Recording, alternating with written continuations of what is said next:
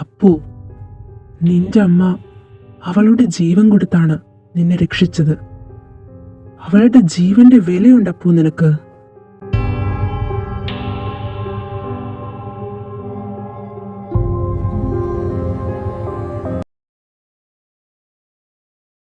അപ്പു, ഡാഡാ, പണ്ട് ഡാഡയും ഞാനും ഒരുമിച്ച് കിടക്കൂലേ, അതുപോലെ ഒന്ന് വന്ന് കിടക്കോ എൻ്റെ കൂടെ? എനിക്ക് ഡാഡയെ കെട്ടിപ്പിടിച്ചൊന്ന് കിടക്കണം. അപ്പു, കരയല്ലേ? ഇല്ല ഡാഡാ, വാ, നമുക്ക് കുഞ്ഞാറ്റിയുടെ അടുത്ത് പോയി കിടക്കാം, പണ്ട് നമ്മൾ കിടക്കുന്നത് പോലെ.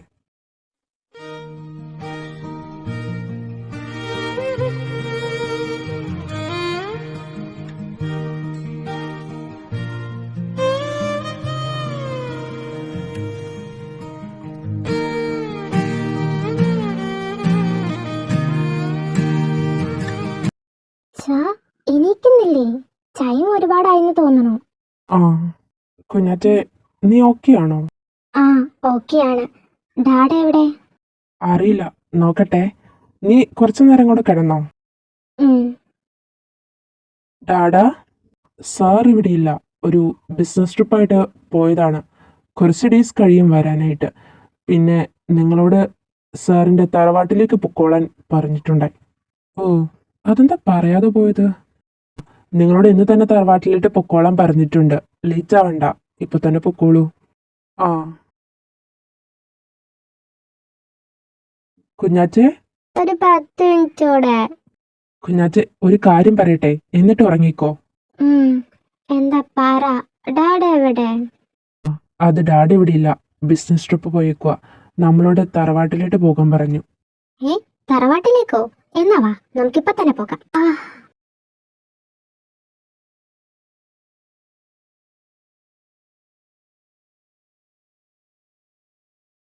അപ്പു, നമുക്ക് പോകാം. പെട്ടിയൊക്കെ ഞാൻ സെറ്റാക്കി. നമുക്ക് എപ്പോഴാ ഫ്ലൈറ്റ്? ഇന്ന് നൈറ്റാണ്. നിനക്കപ്പോ കുഴപ്പമൊന്നുമില്ലല്ലോ അല്ലേ?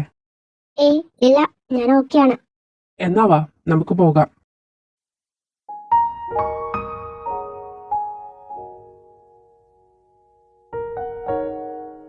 അപ്പു, ഇന്നലെ ഡാഡ നിന്നെ വഴക്ക് പറഞ്ഞായിരുന്നോ? ആ, പിന്നില്ലാതെ വലിയ വഴക്കുണ്ടാക്കി ഞങ്ങള്. ആണോ? അതുകൊണ്ടാണോ ഡാഡ പോയത്? നിന്റെ ഡാഡി ഒത്തിരി വിഷമിപ്പിച്ചോ? ആയിരിക്കും. പിന്നെ ഞാൻ നിന്റെ ഡാഡിയല്ല, നിന്റെ ഡാഡ പറഞ്ഞത് കേട്ട് ഞാനാണ് വിഷമിപ്പിച്ചത്. ആണോ? അപ്പോ ഡാഡ ഒത്തിരി നിന്നെ വഴക്ക് പറഞ്ഞല്ലേ? സാരമില്ല കേട്ടോ, ഡാഡ വരട്ടെ, ഞാൻ ചോദിക്കാം. അതിന് നിന്റെ ഡാഡിയായിട്ട് എനിക്ക് ഒരു വഴക്കുമില്ല. പിന്നെ ഞാനൊരു കാര്യം തീരുമാനിച്ചു. എന്താ തീരുമാനിച്ചേ? നിന്നെ കെട്ടണ്ടാന്ന്. എന്താ? കെട്ടുന്നില്ല എന്ന്. ഓ, അങ്ങനെയാണല്ലേ. ആ, സാരമില്ല. നാട്ടിലേക്കല്ലേ പോകുന്നേ, അവിടെ ആരെങ്കിലും വലയ്ക്കാം അല്ലേ അപ്പു? കൊല്ലും നിന്നെ ഞാൻ. നിനക്കെന്നെ വേണ്ടാലോ. ഇന്ന് പോണ്ട. ഇന്നലെ കുറെ വേദന സഹിച്ചതല്ലേ, ഇന്നും കുറെ സഹിച്ചോ. അതാ നിനക്കിപ്പോ ആവശ്യം. വേണ്ട, ഞാൻ പാവല്ലേ. നമുക്കിപ്പൊ തന്നെ പോകാല്ലേ? പോണോ? പോണം. ഡാഡ അവിടുന്ന് വന്നാ ഞാൻ നിന്നെ കിട്ടും.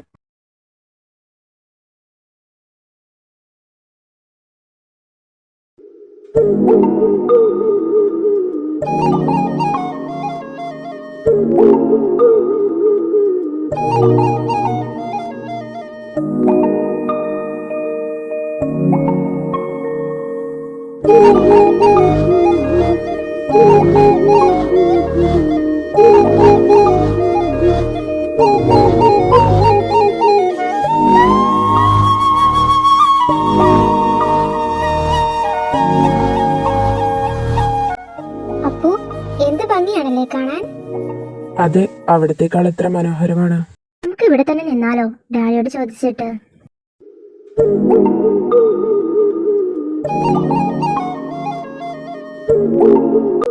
പതിയെ പോ പെണ്ണെ, കുറെ നാൾ അടഞ്ഞു കിടന്നതാണ്. ഞാൻ നോക്കിക്കോളാം.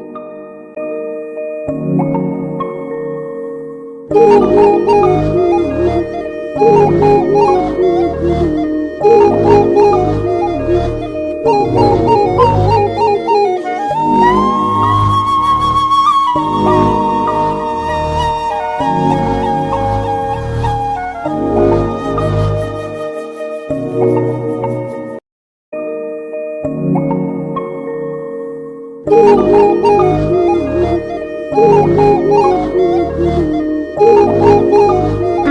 കുളം. അപ്പു വാ നമുക്ക് കുളിക്കാം. ആ ആദ്യം നീ പോയി ഡ്രസ്സൊക്കെ എടുത്തിട്ട് വാ, എന്നിട്ട് കുളിക്കാം. ഓക്കേ, ഞാനിപ്പ വരാം. മന്ത്രത്താൽ പായുന്ന കുതിരയെ മാണിക്ക് കയ്യാൽ തൊടാം. മന്ത്രത്താൽ പായുന്ന കുതിരയെ മാണിക്ക് കയ്യാൽ തൊടാം. ഗന്ധർവൻ പാടുന്ന ചാനിക്കുട്ടി,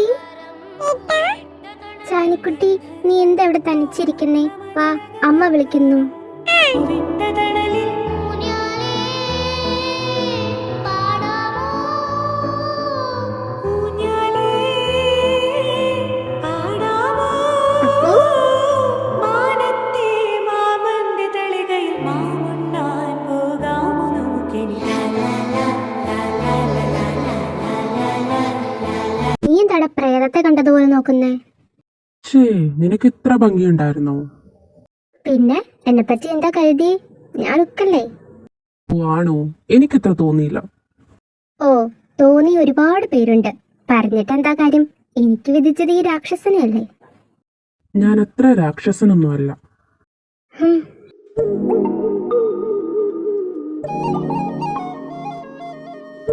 അയ്യോ അപ്പു, എന്താ എന്താ കുഞ്ഞാറ്റെ? അത് ഈ വെള്ളത്തിന് നല്ല തണുപ്പാ. ഓ അതായിരുന്നോ?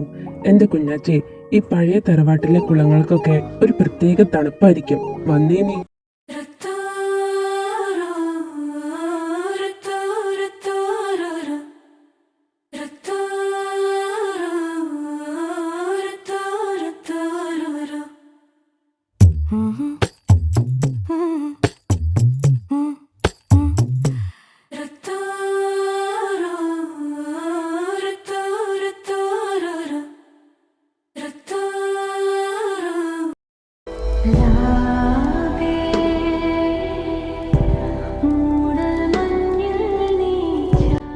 എന്താണ്, മൂണിനെ അങ്ങ് ഇഷ്ടപ്പെട്ടോ?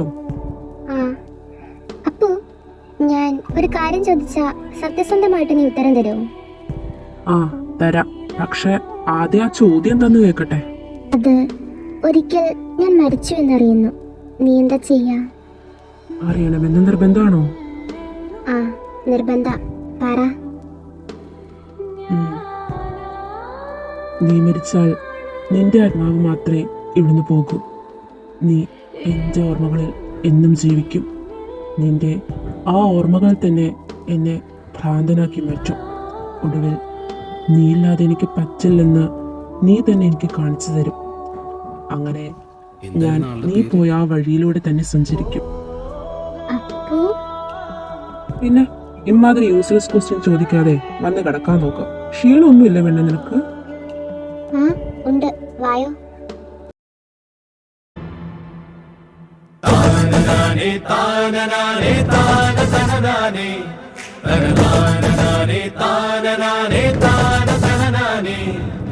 കുട്ടനാടൻ പുഞ്ചമീളെ കാറ്റ് കളിയാടി.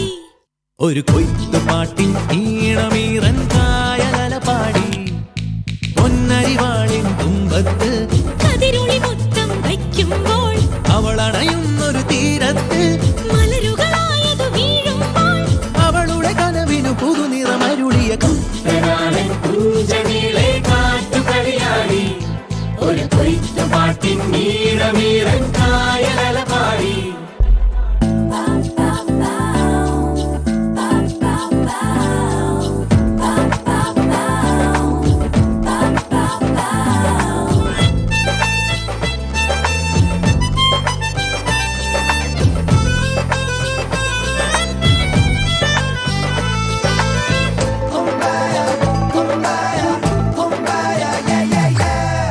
അന്നക്കിളിയുടെ വരവറിയുമ്പോൾ കാവാനം കടവിൽ ചെല്ലച്ചെറുകുഴലൂതിയിരിക്കും ചോലക്കുയിലോതി. അന്നക്കിളിയുടെ വരവറിയുമ്പോൾ കാവാലം കടവിൽ ചെറുകുഴലൂതിയിരിക്കും ചോലക്കുയിലോതി. കളിരിട്ട കടലികൾ വിളിക്കുന്നുണ്ടവളെ നിലവയിൽ വളയിട്ട കൈയോടെ. മണിച്ചുണ്ടൻ അവളെയും മരത്തിലിരുത്തണം അതിനവ കൊതിക്കുന്ന കൊതിയോടെ.